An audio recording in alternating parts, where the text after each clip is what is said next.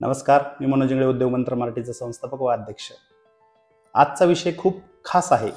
त्याचं नाव आहे product awareness. म्हणजे तुमचं प्रॉडक्ट ग्राहकाला तुमच्या प्रॉडक्टबद्दल किती माहिती आहे, तो किती जागरूक आहे, आणि ही जागरूकता त्याच्या फेजेस नेमक्या काय काय आहेत हे आपल्याला पाहायचे आहेत.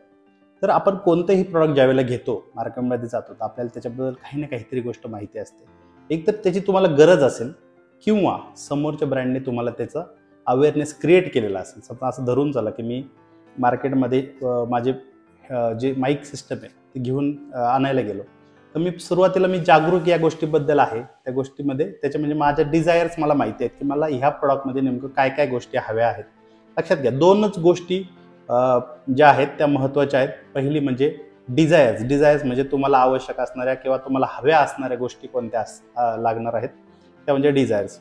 आणि दुसरी जी गोष्ट आहे ती म्हणजे तुमच्या ऑफर्स. समोरचा माणूस आपल्याला काय ऑफर करतो, या दोन गोष्टीवरतीच तुमचं परचेसचं डिसिजन तुमचा कस्टमर घेणार आहे. तर सगळ्यात पहिला जो क्लास येतो तो म्हणजे अनअवेअर. ओके, म्हणजे त्या माणसाला ह्या गोष्टीबद्दल काहीही माहिती नाहीये, त्या माणसाच्या डिझायर्स पण नाहीत त्या प्रॉडक्टबद्दल.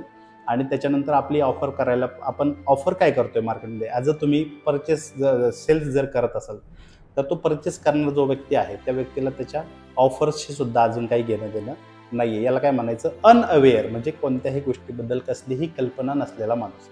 तर ह्या स्टेजेसमध्ये पहिली स्टेज होती काय, अनअवेअर असलेला ग्राहक. आता असं धरून चला की ज्या वेळेला टेस्ला कंपनी भारतामध्ये लॉन्च होते आणि एखादा असा कस्टमर आहे की ज्याला टू व्हीलर सुद्धा अजून त्यांनी घेतली नाही, पण त्याला फोर व्हीलर घ्यायची, तर त्याला ही पण गोष्ट माहिती नसणार आहे की बाबा टेस्ला कंपनी काय ऑफर करते. He is not at all unaware, म्हणजे अवेअर अबाउट एनिथिंग. म्हणजे तो अवेअरच नाही आहे, म्हणजे त्याला माहितीच नाही की आपल्याला ह्या गोष्टीकडून काय एक्सपेक्टेशन असले पाहिजेत. ओके, त्याला जर बॅटरीची गाडी घ्यायची, ही बॅटरीवर गाडी चालते हेच गोष्ट जर त्याला माहिती नसेल तर तो काय he is totally unaware about that thing. मग ते टेस्ला कंपनी एक्झिस्ट करते की नाही त्याच्याशी काही त्याला घेणं देणं होत नाही. दुसरं काय की त्याला प्रॉब्लेम अवेअरनेस आहे. समजा मला गाडी घ्यायची, मला एखाद्या असं धरून चला की मला डिझेल गाडीचे प्रॉब्लेम्स चालू आहेत, पण मला ह्या गाडीचे ॲडव्हान्टेजेस माहिती, बॅटरीवरच्या गाडीचे ॲडव्हान्टेजेस माहिती, किंवा मला बॅटरीवरची गाडी न घेता मला CNG वरची गाडी घ्यायची, तर त्याचे डिझायरची जी गोष्ट आहे तो अवेअर आहे की त्याचा प्रॉब्लेम काय आहे.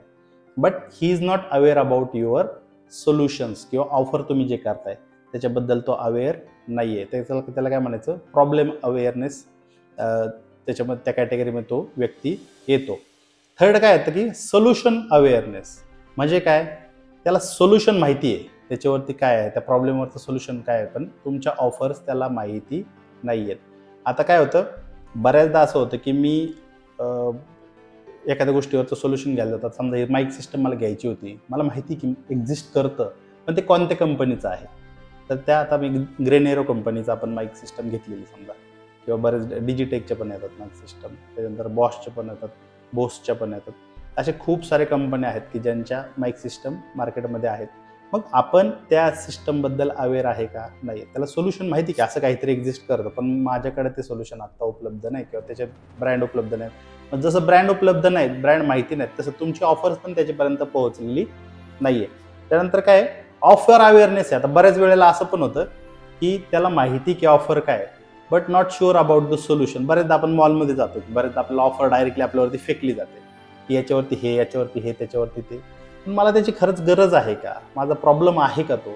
मॉल्स सध्या वर्कआउट ज्या गोष्टीवरती करतात त्याला काय म्हणायचं, तुमच्यावरती बंबार्डिंग करतात एखाद्या गोष्टीचं. मग तुम्ही विचार करत नाही की मला ह्या गोष्टीची खरंच गरज आहे का नाही आहे मार्केटमध्ये, मला स्वतःलाच त्या गोष्टीची घेण्याची सुद्धा गरज आहे का.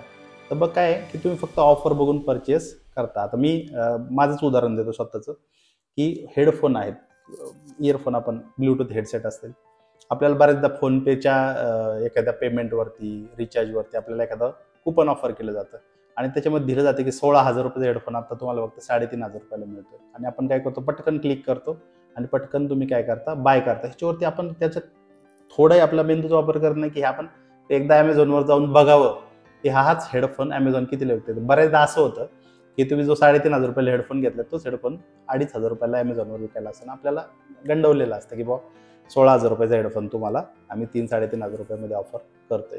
तर ह्या अशा बऱ्याच गोष्टी आहेत की ऑफर अवेअरनेस असणं, पण बाकीचे तुम्हाला सोल्युशन्स त्याच्यावरती काय आहेत not sure about the solution. आपण कशासाठी करतोय या गोष्टी आपल्याला अवेअरनेस नसतो. लास्टली कोणतं होतं, आपण फुल अवेअर आहे. आता तुम्हाला एकदम सोपं सांगतो की मला गाडी घ्यायची आहे, त्याचं मला माहिती आहे. मला गाडी का घ्यायची याच्याबद्दल माझ्याकडे उत्तर आहे. मला टेस्लाच का घ्यायची याच्याबद्दल मला उत्तर माहिती आहे. आता फक्त न फक्त मी काय करतोय, मी तुमच्याबरोबर प्राईजवरती फक्त तुमच्यावरती काय आणि तुमच्या टर्म्स अँड कंडिशनवरती निगोशिएट करतो. ध्यानात घ्या, सगळ्या गोष्टी तुमच्या फायनल झाल्या. तुमचा जर ब्रँड आहे, आता समजा मी स्नेहदीप माझा हॉस्पिटल आहे, समजा हॉस्पिटलच्या ब्रँडमध्ये मला जर ॲडमिट व्हायचं, मला माहिती आहे की माझा प्रॉब्लेम काय, मला सोल्युशन कोण देणार आहे.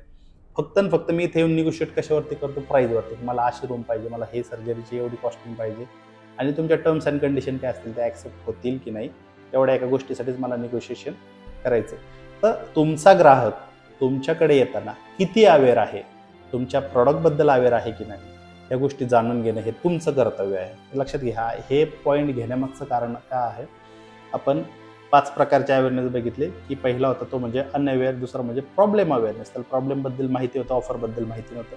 त्यानंतर सोल्युशन अवेअरनेस, त्याला सोल्युशन माहिती होतं पण ऑफर्सची त्याला काही घेणं देणं नव्हतं. त्यानंतर ऑफर अवेअरनेस, त्याला ऑफर माहिती होत्या but not sure about the solution. आणि नंतर फुल अवेअरनेस, लास्टली आपण त्याचं काय बघितलं की तो फुल अवेअर आहे, ऑफर पण काय आहे आणि सोल्युशन पण काय याच्याबद्दल फुल एकदम शुअर आहे.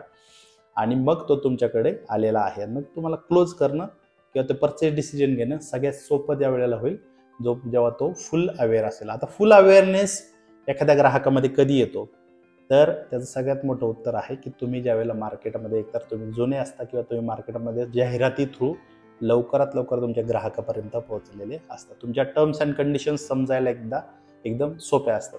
ह्या 2 गोष्टींचा तुम्हाला विचार करायचा आहे. आणि प्राईज आणि टर्म्स ह्या एकदम क्लिअर ठेवायच्या, तुमच्यामध्ये कन्फ्युजन नसायला पाहिजे.